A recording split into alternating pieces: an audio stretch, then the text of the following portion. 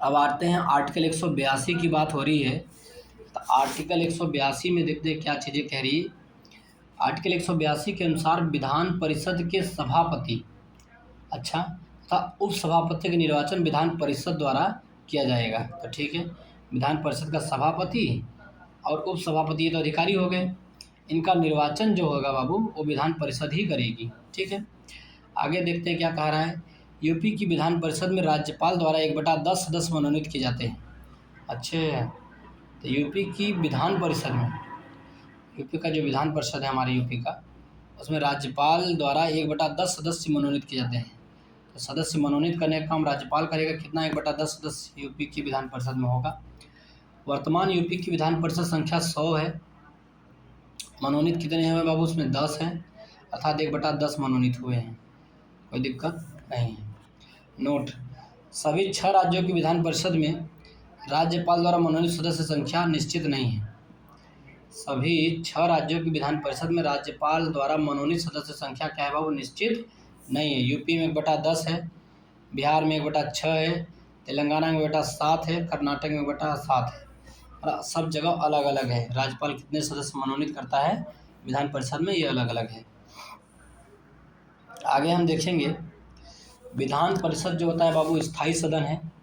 विधान परिषद कौन सा सदन है बाबू, तो स्थायी सदन है, भंग नहीं हो सकता।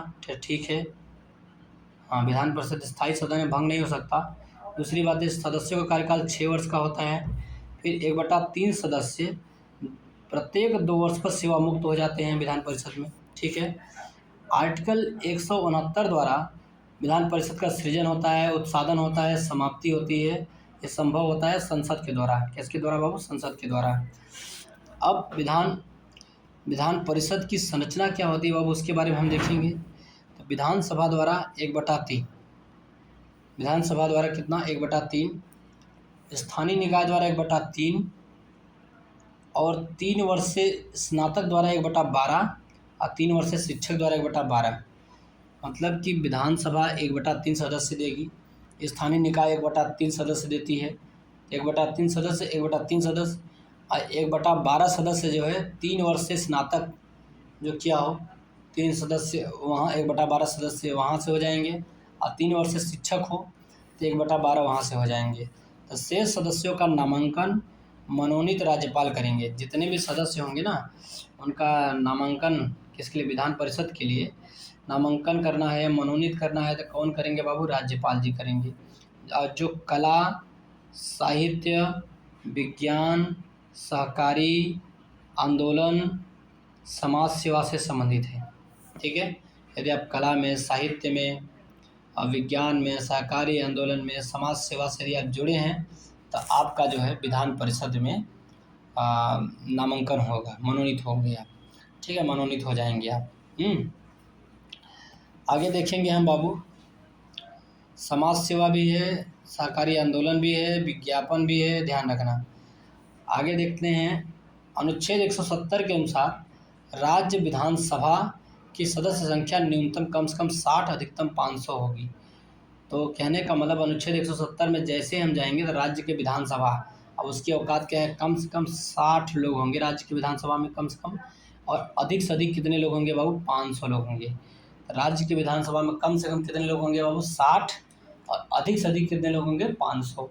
ये बातें याद रखना, आर्टिकल 170 में कही गई है। अपवाद क्या है देखते हैं, थोड़ा सा देख लेंगे। सिक्किम में जो विधानसभा में सदस्यों की संख्या कम से कम 32 ही है, मिजोरम में 40 ही है, और पुदुचेरी में 33 ही है, गोवा में 40 ही है। कहने का मतलब है कि 4 ऐसे राज्य हैं जहाँ पे विधानसभा की सीटों की संख्या जो है 60 से भी कम है। अपवाद है तो मिजोरम और गोवा में 40-40 सदस्य हैं, सिक्किम और पुदुचेरी, सिक्किम में 32 और पुदुचेरी में 33 सदस्य हैं। ये 4 अपवाद राज्य हैं। बाहर मिजोरम, गोवा, तुम्हारे पास तो जनसंख्या ही कम है, तो तुम कहाँ से विधानसभा के सदस्य ज़्यादा बटोर के ले आओगे। मिजोरम, गोवा। और सिक्किम भी छोटा सा है तो 32 है वहाँ पे, पुदुचेरी भी छोटा सा है तो वहाँ से 23। और यूपी की सर्वाधिक जो है, हमारे यूपी की देखेंगे तो 403 है विधानसभा सीट। विधानसभा सीटों की संख्या कितनी, 403 सर्वाधिक है हमारे यूपी का। हमारे यूपी का जो है विधानसभा सीटों की संख्या बाबू सर्वाधिक है। क्या है बाबू? सबसे अधिक है। सर्वाधिक का मतलब सबसे अधिक है। आगे हम देखेंगे तो कह रहा है कि आर्टिकल 333 के अनुसार क्या कहेगा बाबू? आर्टिकल 333 के अनुसार राज्य की विधानसभा में राज्यपाल द्वारा आंग्ल भारतीय समुदाय के सदस्य को मनोनीत किया जाता है। ठीक है, किया जाता था, लेकिन परंतु 104 अमेंडमेंट आया 2019 में। कौन सा अमेंडमेंट आया था बाबू? 104 अमेंडमेंट आया था 2019 में।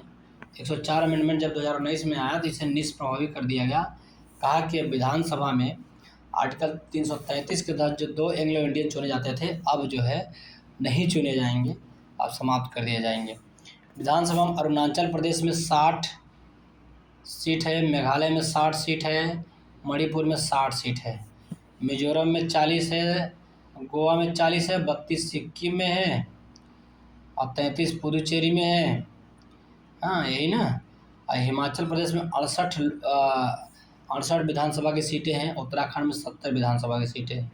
ये सब तो मतलब ठीक है। आगे हम देखेंगे राज्य विधानसभा और विधान परिषद के किसी सदस्य के निर्भरता से संबंधित प्रश्न का विनिश्चय करने हेतु अंतिम शक्ति राज्यपाल के पास है। ठीक है, कि कोई बंदा निर्भर है कि मतलब उसको योग्य है कि नहीं योग्य है और राज्यपाल पास कर देगा।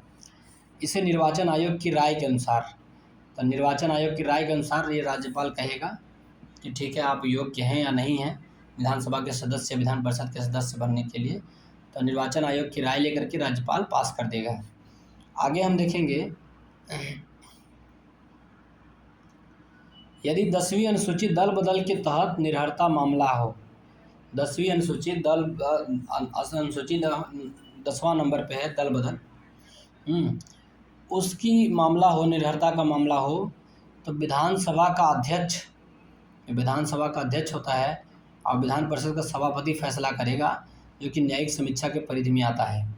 किसके परिधि में आता है बाबू? न्यायिक समीक्षा के परिधि में आएगा।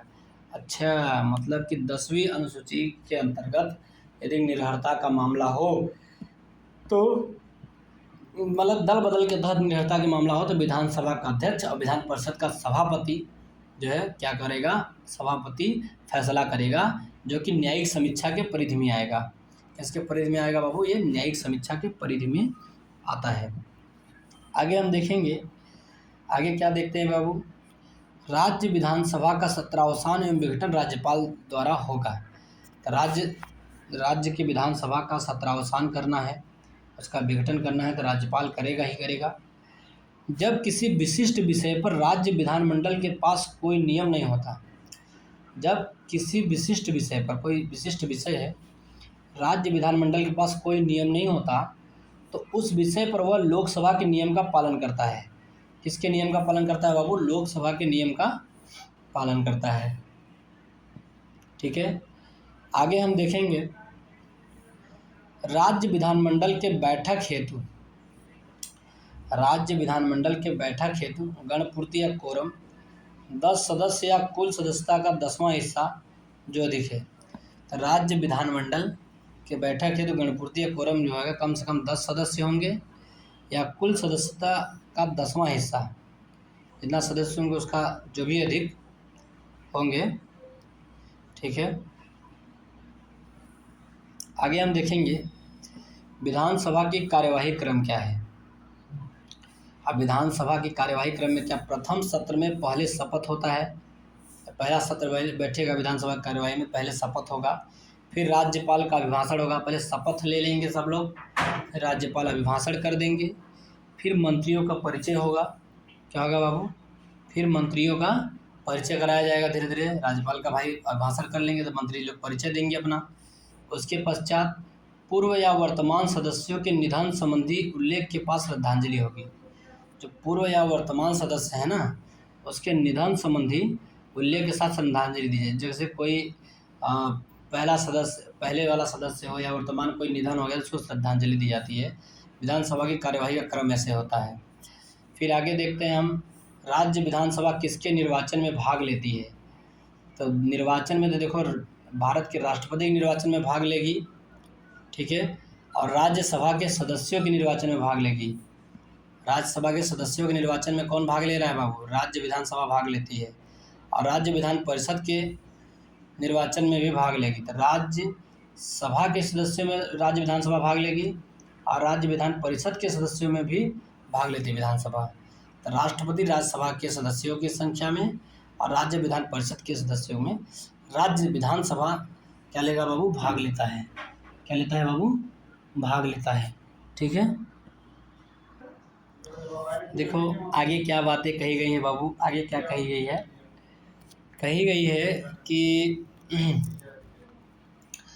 अनुच्छेद 267 क्लास 2 के अनुसार राज्य की आकस्मिक निधि की स्थापना के लिए राज्य का विधानमंडल उत्तरदायी होगा। अच्छा, राज्य की आकस्मिक निधि की स्थापना के लिए राज्य का विधानमंडल उत्तरदायी होगा। यह निधि राज्यपाल के नियंत्रणाधीन होती है, जो अग्रिम धन देने में समर्थ होती है। तो आकस्मिक निधि होगी और राज्यपाल के नियंत्रण के अधीन होगी। और आकस्मिक निधि क्या करती है? अग्रिम धन देने से में समर्थ होती है। आकस्मिक निधि जो होती है बाबू, धन हमको पहले ही दे देती है और राज्यपाल के नियंत्रण में होती है। लेकिन आकस्मिक निधि की स्थापना के लिए कौन करेगा? तो राज्य का विधानमंडल उत्तरदायी होता है। आर्टिकल 267 क्लास 2 में स्थापना होती है इसकी, आकस्मिक निधि की। अब आगे हम देखेंगे अनुच्छेद 162 के अनुसार। तो अनुच्छेद 162 के अनुसार राज्य की कार्यपालिका शक्ति का विस्तार है ना बाबू। तो कहने का मतलब है कि आर्टिकल 162 के अनुसार राज्य की कार्यपालिका शक्ति का क्या है बाबू? विस्तार है। तो राज्य की कार्यपालिका शक्ति का विस्तार देखने को मिलेगा आर्टिकल 162। कहाँ देखने को मिलेगा बाबू? आर्टिकल 162 में। आगे हम देखेंगे तो राज्य विधायिका संबंधी अनुच्छेद क्या है। तो आर्टिकल 168 में राज्यों में विधायिका का गठन किया गया है बाबू। आर्टिकल 168 में राज्य में विधायिका का गठन किया गया कि एक राज्य में एक विधायिका होगी, का गठन होगा। 178 में क्या कहा गया है? विधानसभा का अध्यक्ष होगा और उपाध्यक्ष होगा। तो देखो विधानसभा का अध्यक्ष उपाध्यक्ष ये क्या है बाबू? ये अधिकारी होते हैं विधानसभा के अध्यक्ष उपाध्यक्ष। ठीक है, तो आर्टिकल 178 में विधानसभा के अध्यक्ष उपाध्यक्ष की बात करी गई है। 178 में विधानसभा का अध्यक्ष और उपाध्यक्ष की बात करी गई है। 195 में जब देखने जाएंगे हम बाबू, तो सदस्यों के वेतन और भत्ते, तो मतलब वही राज्य के विधायिका जो विधानसभा के जो सदस्य हैं उनका कितना वेतन मिलेगा, कितना भत्ता मिलेगा, 195 में देखने को मिलेगा। और आता है 199 में धन विधेयक की परिभाषा दी गई, मनी बिल की परिभाषा दी गई है। ठीक है, तो मनी बिल क्या होता है उसका डिफिनीसन कहाँ पे दिया गया है बाबू? तो 199 में। तो भैया 199 रुपया बहुत ज़्यादा होता है, तो धन मनी बिल से संबंधित होता है, इतना याद रखना। और 195 में जो राज्य विधायिका है ना, उसके सदस्यों का कितना वेतन मिलता है, कितना भत्ता मिलता है, 195 में है।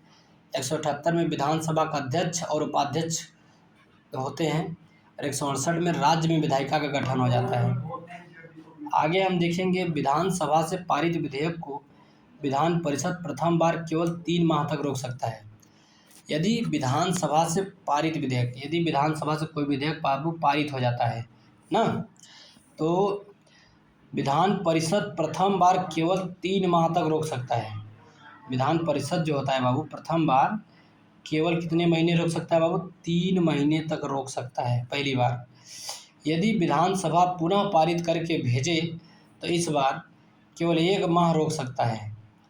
कहने का मतलब ये है कि विधानसभा कोई विधेयक भेजता है विधान परिषद को, तो पहली बार यदि भेजेगा तो विधान परिषद के पास 3 महीने रोकने की पावर होती है।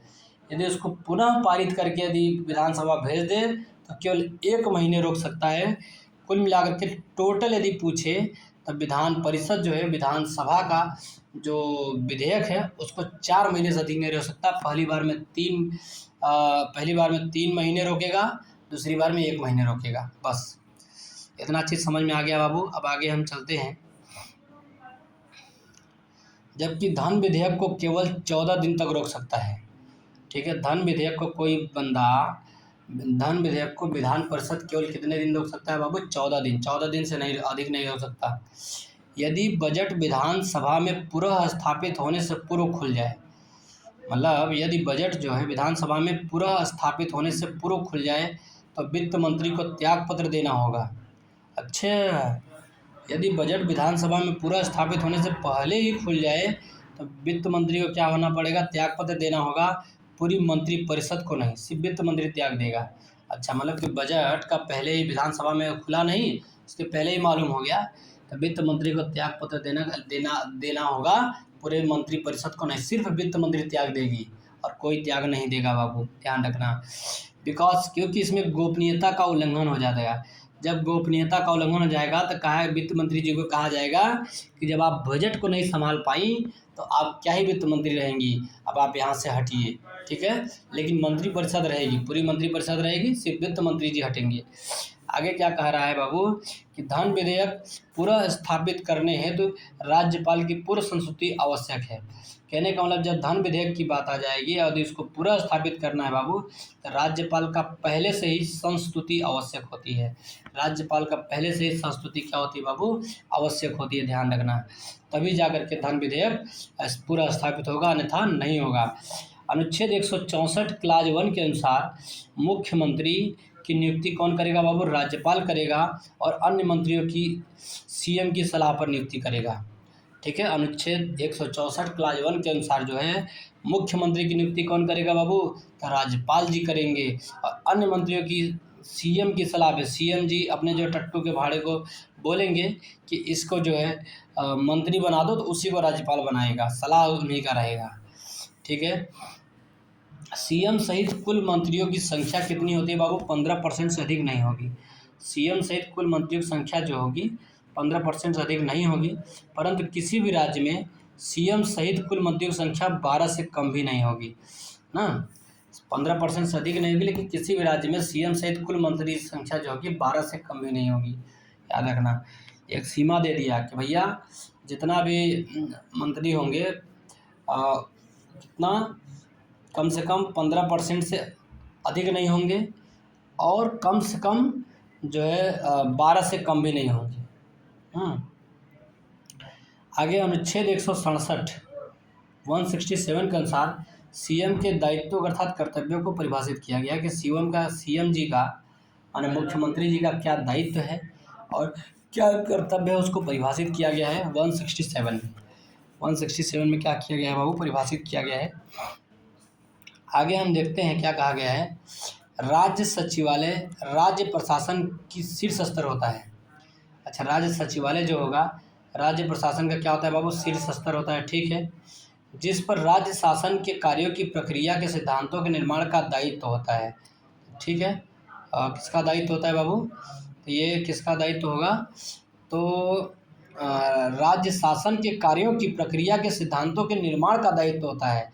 किस पर होता है बाबू, राज्य सचिवालय पर होता है, क्योंकि राज्य सचिवालय क्या होता है बाबू, राज्य प्रशासन का शीर्ष स्तर होता है। तो राज्य प्रशासन का सबसे ऊंचा स्तर देखेंगे तो राज्य सचिवालय जी होंगे, ठीक है।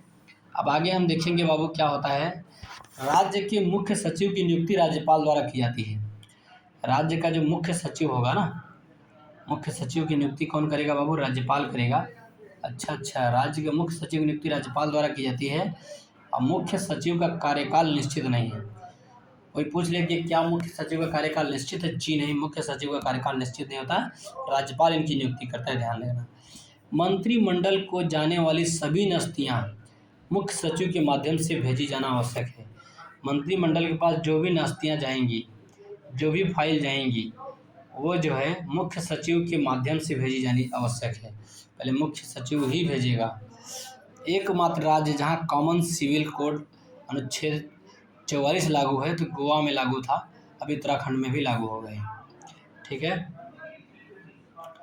आगे हम देखेंगे आर्टिकल 29 में उच्च न्यायालय या अधीनस्थ न्यायालय क्या चीज़ होते हैं बाबू। उच्च न्यायालय या अधीनस्थ न्यायालय के बारे में थोड़ा सा देखेंगे। तो हाई कोर्ट जो होता है लोकहित याचिका PIL स्वीकार कर सकती है, तो जी हाँ, हाई कोर्ट और सुप्रीम कोर्ट दोनों स्वीकार करती है, ध्यान रखना PIL। हाई कोर्ट के प्रत्येक न्यायाधीश की नियुक्ति राष्ट्रपति करता है, जितने भी न्यायाधीश होंगे नियुक्ति राष्ट्रपति करेगा, जिसके लिए CJI राज्यपाल और हाई कोर्ट के मुख्य न्यायाधीश से परामर्श करने के पश्चात करता है। मतलब CJI सीजीआई से, राज्यपाल से, हाई कोर्ट के मुख्य न्यायाधीश से परामर्श करने के पश्चात ही राष्ट्रपति जो है क्या करता है बाबू, नियुक्ति करता है। किससे पूछेगा राष्ट्रपति? सीजीआई से पूछेगा, राज्यपाल से पूछेगा, हाई कोर्ट के मुख्य न्यायाधीश से परामर्श कर लेगा तब। आगे क्या कह रहा है? अनुच्छेद 224 के अनुसार अपर माने एडिशनल और कार्यकारी, अपर माने एडिशनल, कार्यकारी माने एक्टिंग न्यायाधीशों की नियुक्ति का प्रावधान हाई कोर्ट में है। ठीक है, आर्टिकल 224 के अनुसार जो एडिशनल और कार्यकारी मतलब अपर और कार्यकारी न्यायाधीशों की जो नियुक्ति का प्रावधान है हाई कोर्ट में है। ठीक है, कहाँ पे है बाबू? हाई कोर्ट में है। नोट, कार्य में अस्थायी वृद्धि के कारण, यदि कार्य में अस्थायी वृद्धि हो रही है के कारण अतिरिक्त या अपर एडिशनल न्यायाधीश की नियुक्ति राष्ट्रपति द्वारा ओनली फॉर 2 वर्ष। ठीक, कहने का मतलब ये है बाबू कि यदि कार्य ज़्यादा बढ़ गया है तो लोग क्या करते हैं कि एडिशनल न्यायाधीश की नियुक्ति करते हैं और राष्ट्रपति ही करेगा, और 2 वर्ष से उसका कार्यकाल जो होगा बाबू ओनली फॉर 2 वर्ष, 2 वर्ष से ज़्यादा नहीं होगा। राष्ट्रपति जो यदि किसी को करेंगे तो काम करो, 2 वर्ष से ज़्यादा नहीं कर सकते। यदि कोई न्यायाधीश या मुख्य न्यायाधीश अनुपस्थित है तो कार्यकारी न्यायाधीश की नियुक्ति राष्ट्रपति ही करेगा। ठीक है, यदि कोई न्यायाधीश ले लो या मुख्य न्यायाधीश अनुपस्थित हो गया तो कार्यकारी एक्टिंग न्यायाधीश की नियुक्ति कौन करेगा बाबू? राष्ट्रपति ही करेगा। आगे क्या रहा? हाई कोर्ट न्यायाधीशों के वेतन भत्ते, हाई कोर्ट जो होता है न्यायाधीशों के वेतन भत्ते राज्य की समेकित निधि पर आधारित होती है। हाई कोर्ट के जो न्यायाधीशों के वेतन और भत्ते होती है ना, और राज्य की समेकित निधि पर भारित होती है, जबकि हाई कोर्ट के पेंशन भारत सरकार की संचित निधि पर भारित होती है। बाप रे बाप, तो वेतन और भत्ता जो है हाई कोर्ट के समेकित निधि पर, राज्य की समेकित निधि पर वेतन और भत्ता मिलेगा, और पेंशन जो मिलेगा वो संचित निधि पर मिलेगा, भारत सरकार की संचित निधि पर भारित होता है। तो हाई कोर्ट के जो पेंशन मिलेंगे तो भारत सरकार के संचित निधि। आगे जो बातें कही गई है देखेंगे हम। तो कह रहा है कि हाई कोर्ट की सेवानिवृत्ति जो आयु होती है वो 62 साल की होती है। कितने साल की होती है बाबू? 62 वर्ष की होती है। अब 15वें संशोधन 1963 से, 15वां संविधान संशोधन आया था, कब आया था? 1963 में आया था ना बाबू।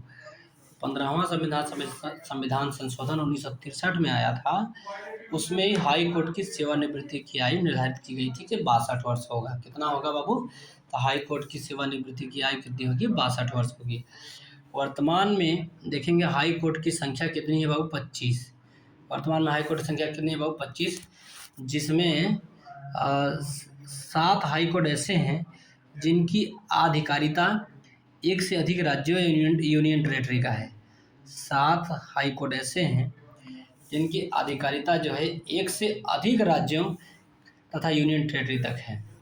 अब कोलकाता हाई कोर्ट में देखेंगे तो अंडमान निकोबार भी जुड़ा हुआ है।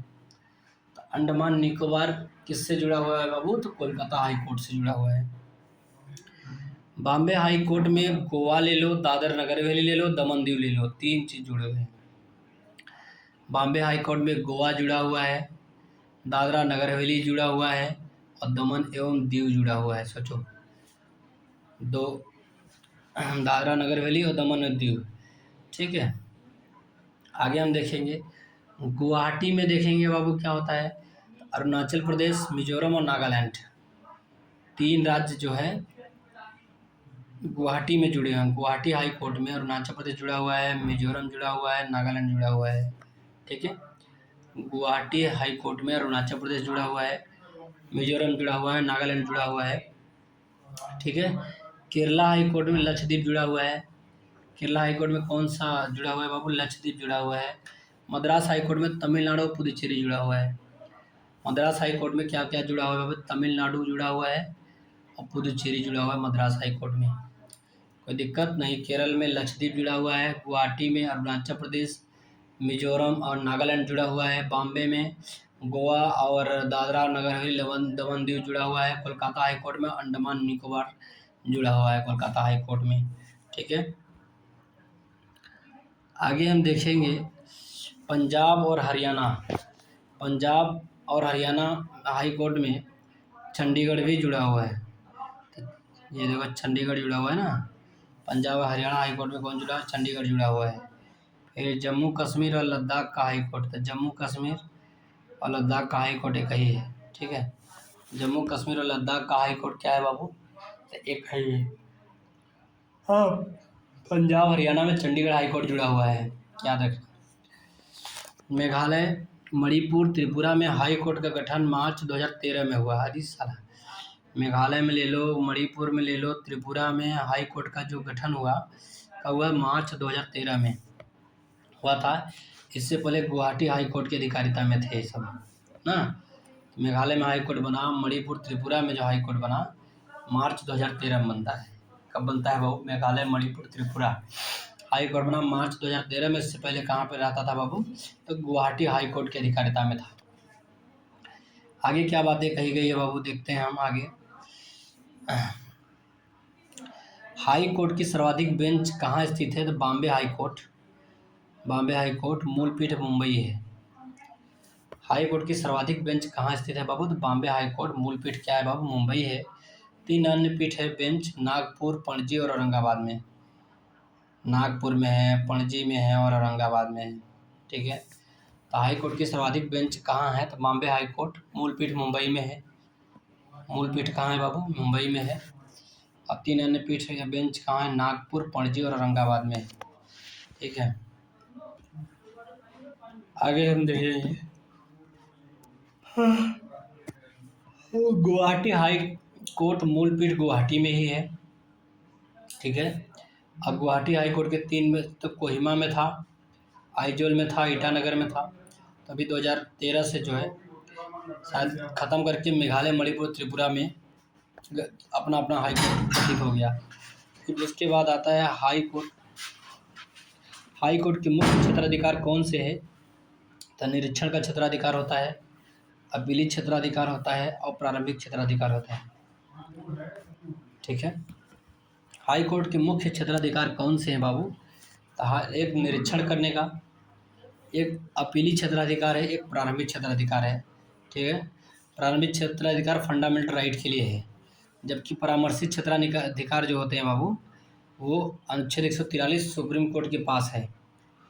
प्रारंभिक क्षेत्राधिकार फंडामेंटल राइट के लिए हाई कोर्ट के पास है, प्रारंभिक क्षेत्राधिकार है, जबकि परामर्शी क्षेत्राधिकार 143 के तहत सुप्रीम कोर्ट के पास है। परामर्शी क्षेत्राधिकार जो है आर्टिकल 143 के तहत सुप्रीम कोर्ट के पास है। प्रारंभिक क्षेत्राधिकार तो फंडामेंटल राइट का प्रारंभिक क्षेत्राधिकार किसके पास है? तो हाई कोर्ट के पास है। लेकिन परामर्श देना हो तो सुप्रीम कोर्ट के पास। किसके लिए? तो फंडामेंटल राइट के लिए, मूल अधिकार के लिए। आगे हम देखेंगे हाई कोर्ट का मुख्य न्यायाधीश दोहरी भूमिका निभाता है। अच्छा, हाई कोर्ट का मुख्य न्यायाधीश दोहरी भूमिका निभाता है, कौन सा? प्रथम वह न्यायिक कार्य करता है, ठीक है। और द्वितीय वह प्रशासनिक हैसियत से कार्य करता है। इस समय वह निचली अदालतों का पर्यवेक्षण, अधीक्षण, प्रशासन, नियंत्रण करता है। इनके कार्यों में अपद व्यवहार करने पर वह अन्य न्यायाधीशों की रीटों की अधिकारिता में आता है। कहने का मतलब है कि हाई कोर्ट का जो न्यायाधीश होगा दोहरी भूमिका निभा रहा है, क्योंकि एक न्यायिक काम कर रहा है वो, दूसरा प्रशासनिक हैसियत से भी काम कर रहा है। जो अन्य न्यायालय हैं, अदालतों हैं, उनका पर्यवेक्षण करेगा, अधीक्षण करेगा, प्रशासन, नियंत्रण, सारा काम हाई कोर्ट के जो है न्यायाधीश का होता है, मुख्य न्यायाधीश का होता है। हाई कोर्ट के मुख्य न्यायाधीश का होता है, ध्यान रखना। आगे हम देखेंगे बाबू, और ठीक है, रीट जारी करने का अधिकारिता, ठीक है। आगे हम थोड़ा सा अब यहीं पे हम बंद करेंगे क्लास को, ठीक है। कमेंट करिए, लाइक करिए, सब्सक्राइब करिए।